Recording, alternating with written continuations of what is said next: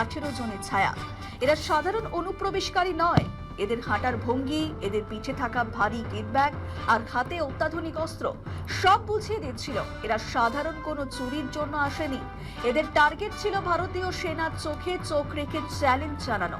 গত 48 ঘন্টায় সীমান্তে যা ঘটেছে তা যে কোনো চিত্রনাট্যকে হার মানাবে কেউ ভাবতে পারেনি যে সীমান্ত পারে জঙ্গিদের এতটা সাহস হবে যে তারা আমাদের জঙ্গিদের চ্যালেঞ্জ করবে।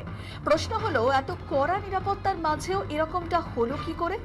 বড় কথা, এরা ভারতের 3 জওয়ানকে অপহরণ করে নিয়ে গিয়েছে।